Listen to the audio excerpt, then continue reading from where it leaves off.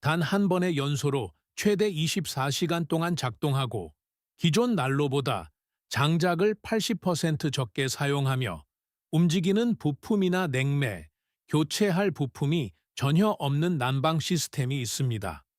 카헤로펜, 카체로펜으로 알려진 이 시스템은 300년이 넘는 시간 동안 혹독한 북극의 겨울을 견디며 집안을 따뜻하게 해준 매우 훌륭한 시스템으로 수명이 수십 년이 아닌 수백 년에 달합니다.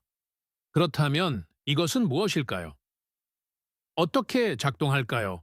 그리고 왜 대부분의 미국인들은 이에 대해 들어본 적이 없을까요? 한번 자세히 살펴보겠습니다. 이 이야기는 1767년 스웨덴에서 국가의 숲을 완전히 황폐화시킬 위협이 되었던 한 위기에서 시작됩니다. 1250년에서 1850년 사이의 기간은 소빙하기로 알려져 있으며 북유럽 전역의 기온은 오늘날보다 눈에 띄게 추웠습니다. 그리고 그 추운 지대의 꼭대기에 위치한 스웨덴은 숲이 도저히 회복할 수 없는 속도로 장작을 태우고 있었습니다. 이 문제를 부추긴 것은 일반 가정뿐만이 아니었습니다. 당시 유럽에서 가장 큰 규모 중 하나였던 스웨덴의 철강 산업은 거의 전적으로 수채에 의존하여 가동되었습니다. 모든 제련소, 주조소, 광산이 끊임없이 목재를 소비하고 있었습니다. 1700년대 중반에 이르러 삼림벌채는 국가적인 비상사태가 되었습니다. 게다가 사람들이 추위를 피하기 위해 의존했던 난로가 상황을 더욱 악화시키고 있었습니다. 당시에 일반적인 벽난로는 열의 약 90%를 굴뚝으로 바로 날려보냈습니다.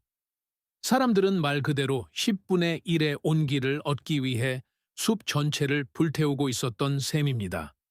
그래서 1767년 아돌프 프레드릭, 에이돌프 프레드릭 국왕은 스웨덴 왕립과학원에 이 문제를 해결하라고 지시했습니다.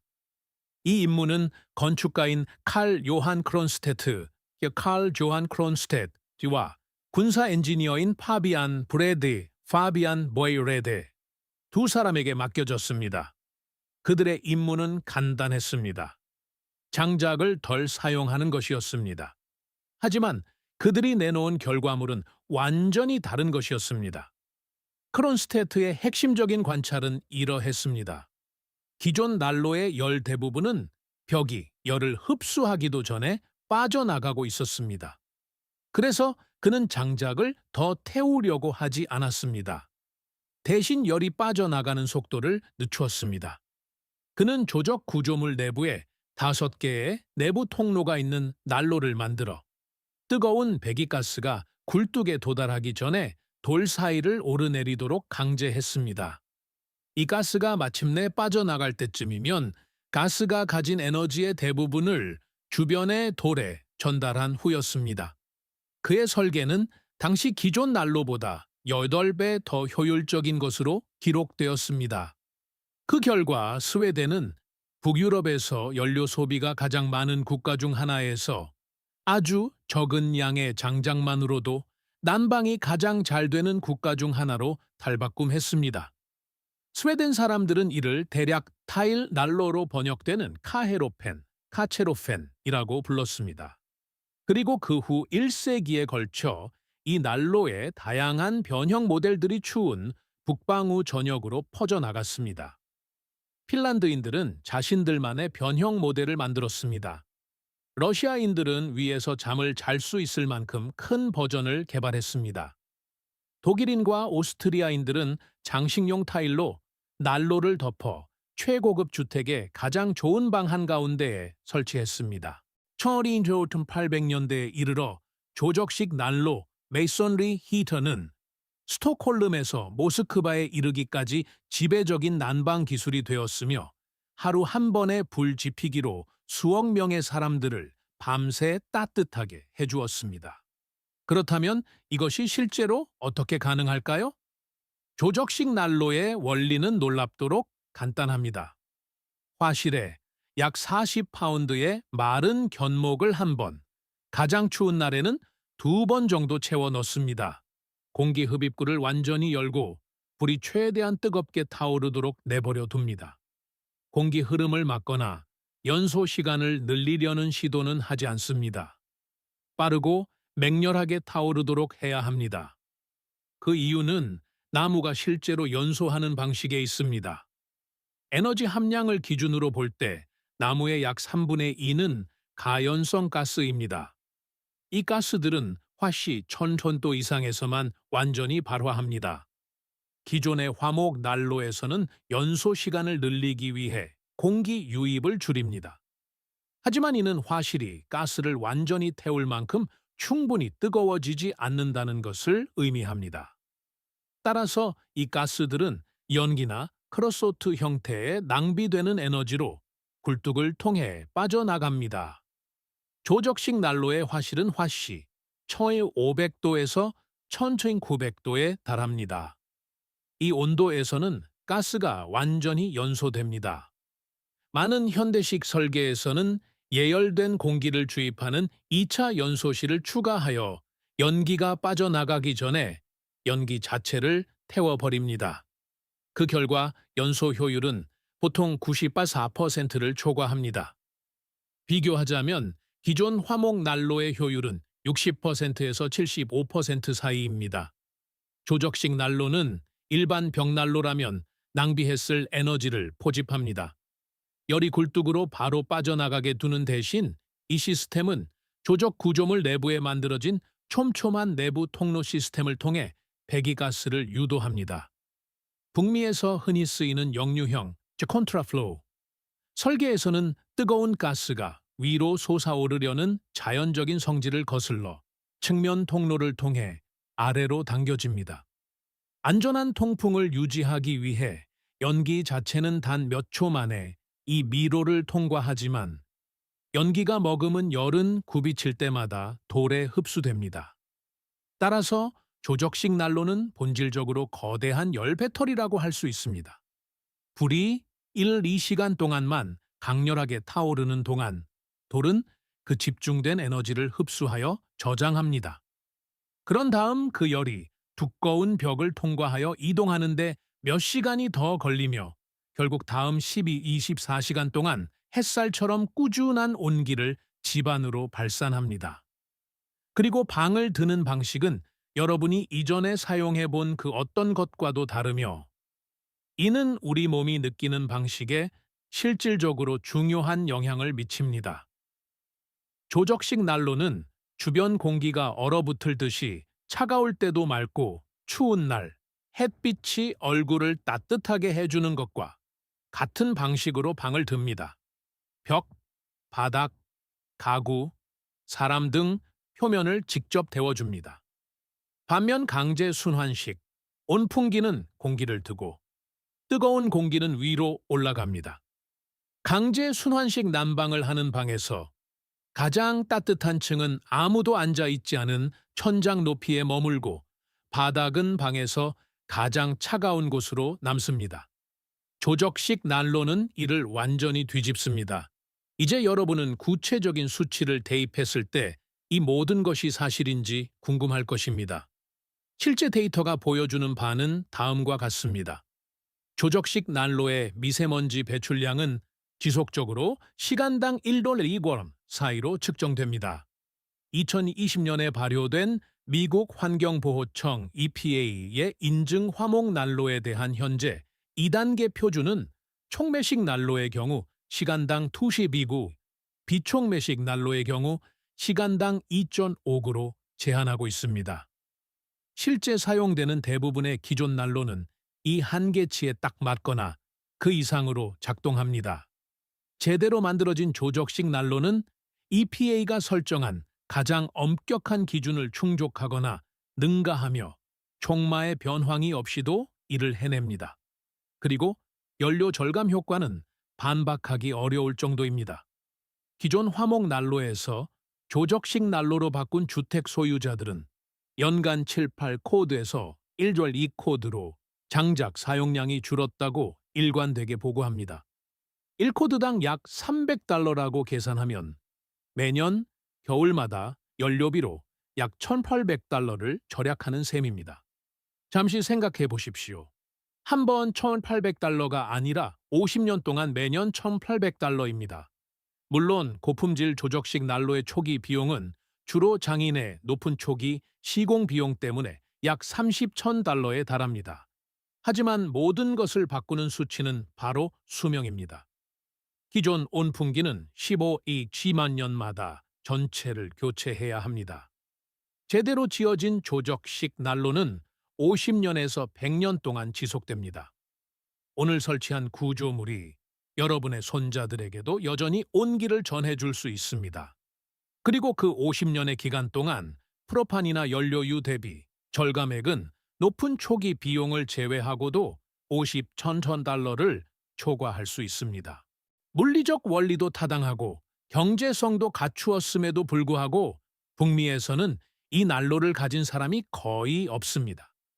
이는 어딘가에서 무언가가 이 난로의 도입을 막았다는 것을 의미합니다. 이를 이해하려면 조적식 난로가 2세기 동안 표준이었던 국가들로 거슬러 올라가야 합니다. 제2차 세계대전 이후 값싼 석유가 유럽 시장에 쏟아져 들어왔습니다. 기름 보일러로 가동되는 중앙 난방 시스템은 현대적인 삶의 상징이 되었습니다. 그것들은 눈에 띄지 않고 자동이었으며 사용자에게 아무것도 요구하지 않았습니다. 불을 지필 필요도 신경 쓸 필요도 없이 그저 다이얼만 조절하면 되었습니다.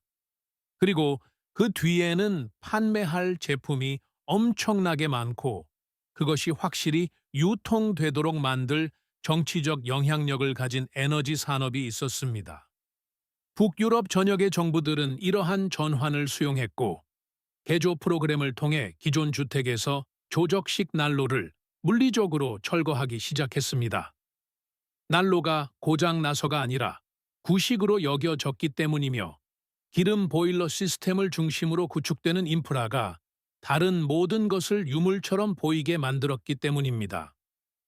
스웨덴에서만 1950년대와 60년대에 걸쳐 1세기 이상 지속적으로 사용되던 수만 개의 카헤로펜이 철거되었습니다. 난로의 돌과 타일은 잔해로 실려 나갔습니다. 그들은 역사상 가장 효율적인 화목 난방 기술을 뜯어내는데 20년을 보냈습니다.